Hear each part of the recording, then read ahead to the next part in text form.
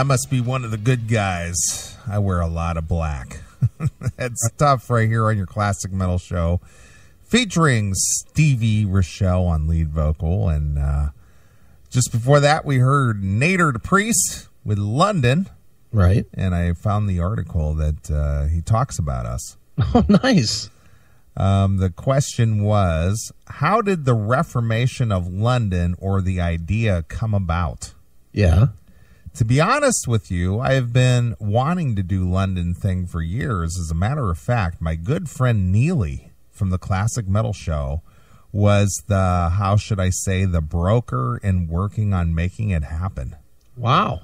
Unfortunately, due to the severe and extreme trauma some of the ex-London band members have suffered, and the show, they showed no interest. So I think that if they didn't have any interest in the reunion idea, then begging is not going to make it happen. I would like to say that Neeley and Chris at the Classic Metal Show have been strong supporters. These guys are special.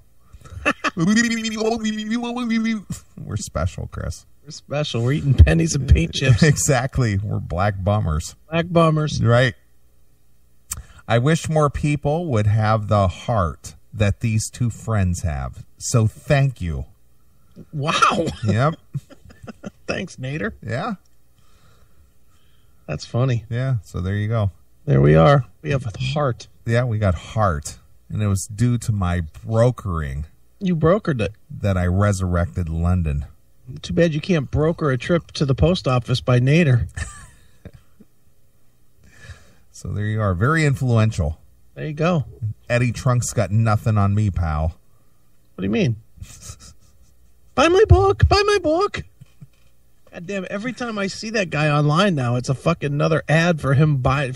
Hey, you guys, I'm going to be in fucking this bookstore. Come buy my book. Come buy my book. Right. And I like Eddie. But my God, dude, tone it down a little bit. Can see at his big 30th anniversary show a week or so ago. Yeah, I bet he was selling the book there. Yeah. Sure, he had 15 booths set up with nothing but his book. I saw Mr. Fivehead was there off stage while Ace played. I saw that too. Mr. Fivehead. Fucking fag. Ace, let me fluff your balls while you tune your guitar. Fucking queer. Hate that motherfucker. The one and the only legendary guitarist, Ace Frehley. Ace.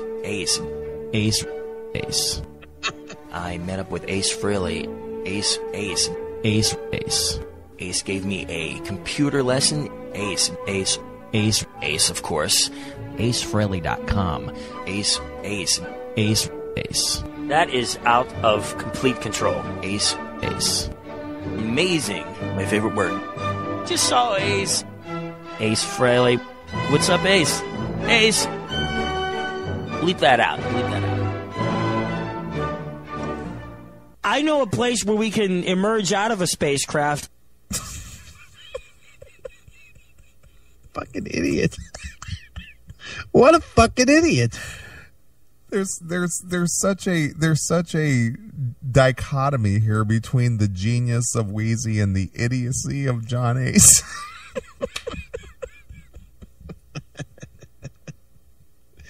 Such a fucking buffoon. Damn, that's so funny. It's funny. I would love someone just to email that. Well, I'll do it. I have no problem emailing that faggot. Here, look. Here, fag. Ace.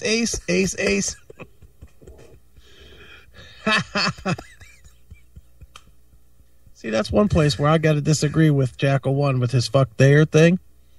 Just because John Ostronomy likes Ace, that makes me not like him. I got to be honest. It taints it for you. It does. I can't listen to Ace anymore. Sure. Just because John O'Fagamy likes Ace. Right. Well, a couple of weeks ago, yes, in defending our good friend Tony from Kansas City and him spending money fraudulently. Alleged fraudulence. No, it is fraudulent.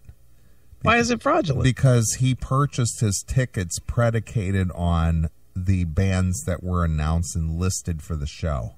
I'm going to say for legal matters, alleged fraudulence. How Because could that be alleged? The bands he wanted to see are not playing the show, and he bought his ticket. Because he bought his ticket under the rules that are posted on their thing that say that the lineup can change at any time. Okay. That's what the Rock Harvest guys are saying. Okay. They're saying that in the terms of service, it said the lineup could change at any time. By 100%. Well, there's only 27 bands that have canceled. Only 27. Just 27 so far. All right.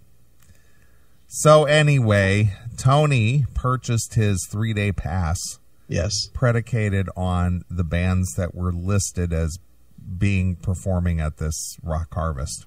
Tony assumed that there would be bands that he knew instead of local bands there. Exactly. Fortunately for him, the lineup changed a little bit. A little bit. Little bit. Well, anyway, one of the performers that is not going to be performing, who was listed on the list of performers, is Stevie Rochelle of Tough. Correct. And you reached out to Stevie because he made a post over there at Metal Sludge as an open letter to the fans. Yes. Which I thought his argument or his viewpoint was extremely valid, very well thought out, and probably could win a day in court if it were to come down to something like that. And might. And he presented the facts as it is, and you can't argue with fact. Right, sure. So if you haven't read the post, go over to Metal Sludge. What is it? Is it .tv? Yeah. Metalsludge.tv. And read the article over there that Stevie posted about Rock Harvest. What is it? Scam or... It says, is Rock Harvest another great big music festival or a great big scam? You decide. Right. And he just basically presented the facts as they were.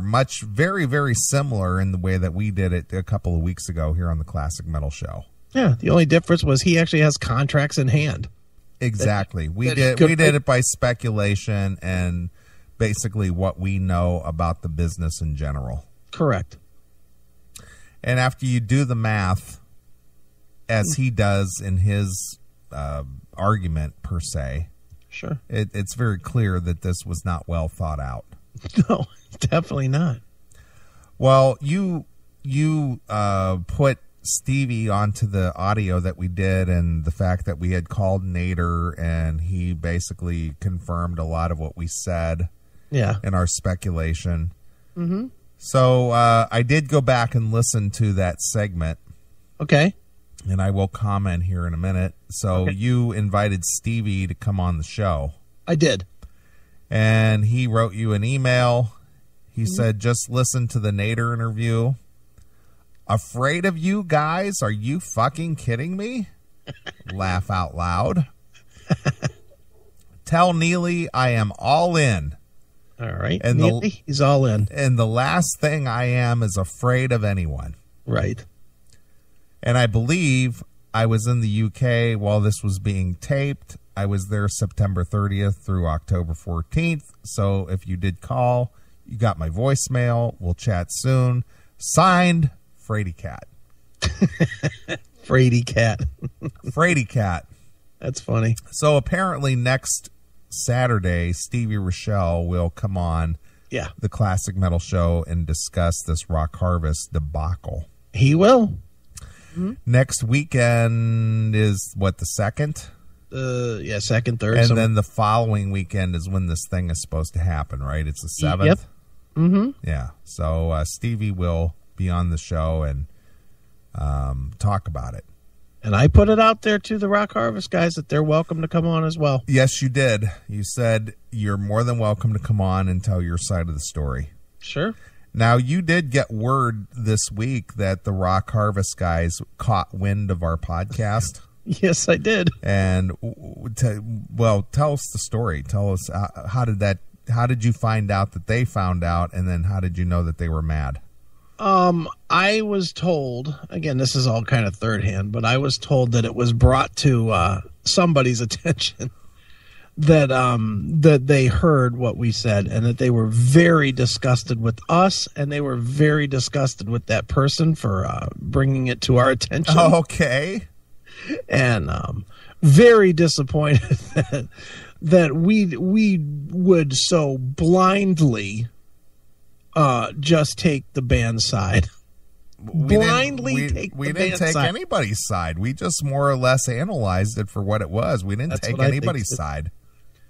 If I was taking a side, I would take the band side, but I don't think we did in the discussion. No, we basically discussed how things transpire and what bands require to come to a location to perform. Sure. Mm-hmm. So, yeah, they're not real thrilled with us. All right, well, that's fine. But on the other hand, we also, while Rock Harvest has become a big thing for us, we got an offer from a band called Ghost of War. Okay. That would like to be our correspondent, our day-to-day updater and correspondent, play-by-play of the Rock Harvest. Okay. To give us the what's going on. I've got, the guy's name is Ronnie Peterson. He's of the band Ghost of War. Okay. The nationally sponsored Jägermeister USA band. Ghost of War. Okay. They will still be performing this event proudly.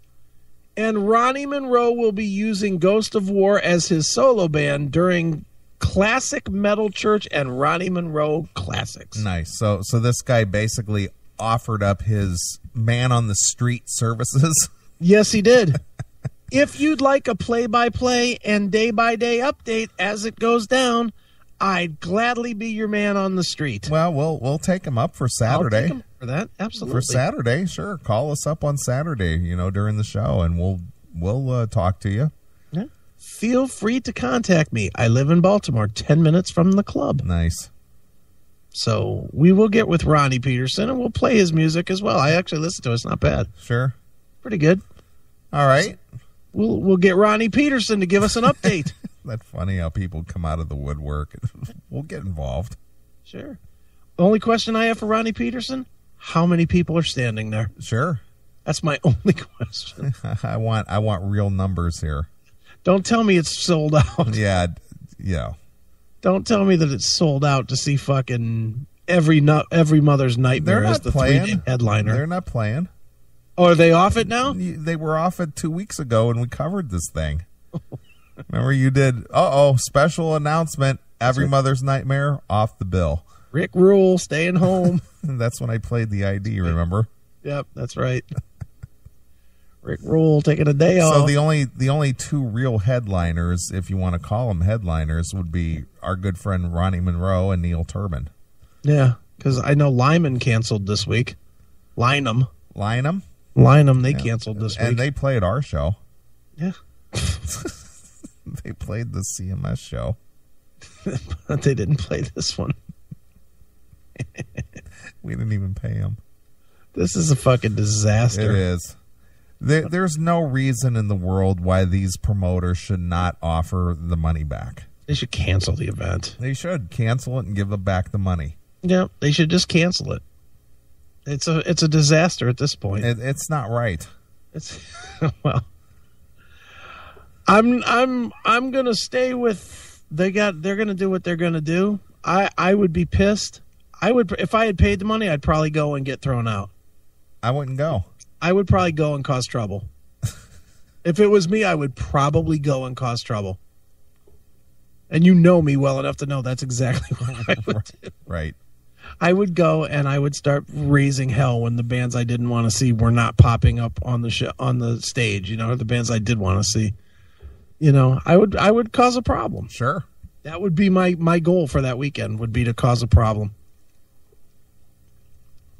But so be it. There'll be people there to see Ghost of War. You're a troublemaker. I pretty much am. Well, at least Ronnie Monroe will get a good spot. Won't have to play at 3 o'clock. I'm surprised that he's still going through with it. Maybe he got his money up front. Well, yeah, after everybody else canceled, there might have been a few shekels in their pocket to actually afford his... Pay someone. Because it's only one guy. Yeah, had to pay somebody. Because the band he's using is local. It's not like they had any travel expenses. Yeah, might have to pay an extra, $3 to bring that microphone with them. Bad. I mean, who else is even still playing this dumb fest? Yeah. I don't even know. But they're already, Stevie did point this out to me, and I didn't send this to you. They're already promoting Rock Harvest 3. Yeah, I know. I know. With Nitro and Brighton Rock, and I'm like, how can they be actually even planning one that they haven't even had this one, and they're already planning next year. Every band of note is canceled on this one. Right. And they think that these bands that they're already announcing are going to show up a year from now? No chance. Right. No, this thing is going to go the way of Rock on Mild. Right. It's never going to have a part 3. Oh. No way. As an addition to Stevie's email. Yeah. Also, I have a follow-up post in the works with your audio clip and plugs for your show. Nice. I have also reached out to several bands, and I'm going to add comments from the artists and fans as well. Ooh. How many more artists do you think are going to maybe call and want to come on the show and talk about this? Well, I did speak to several artists last week before, when we did this. I spoke to several bands that had canceled out, and I offered them all to come on, and most of them were like, don't want to get involved in the bad business of that. Yeah. And I get that. That makes sense. Sure. And I won't sell Justin Murr out or anything. Nice. I would never do that. But I definitely spoke to a couple of bands, more than a couple, like 4 or 5. Right. That were like, yeah, this thing is totally a fucking scam. Right. So, it just whatever, man. They should really cancel it. That's all I think. That's all I really have to say. That's all I would agree. Yeah. Because if I bought a 3-day ticket and the bands that I wanted to see bands that I wanted to see are here weren't there, yeah, I'd want my money back. Well, I'd be pissed if I spent $500 like Tony from Kansas City and I was seeing a bunch of local bands in Ronnie Monroe. I'd be pissed. Not for what was the 3-day pass cost? Like $150. $150, huh? Yeah. That's $50 a day. Yeah, I'd be mad. I'd be mad too. And no attempt at all to get anybody to replace any of those bands. Nope. That's where you know that they're fucking ripping you. Sure. Or that's where you would assume it. Because, okay, fine, Tough and all these other bands canceled out. But now we got Queensryche coming in or something. Then you would at least say, all right, well, this happened, but they're at least trying to bring another band in. It's 2 weeks away, and they haven't announced anybody else. At this point, with all the money they've saved, it should be fucking Black Sabbath coming in. Nice. Yeah, right? Sure, I would agree. I mean, shit. They have no band of any caliber on the bill. No. Well, Ronnie Monroe. And he's not even a band. He's just a solo guy. Exactly. And I mean, outside of Metal Church, I mean, really, do you know the name Ronnie Monroe? No. Not at all. I mean, if we weren't as friendly with Ronnie Monroe, I would think that the name would mean very little. Yeah, that's what I'm saying. If we personally did not have a relationship with him, yeah, that would mean nothing to me. Right. Exactly. Be like, who? Exactly. Who?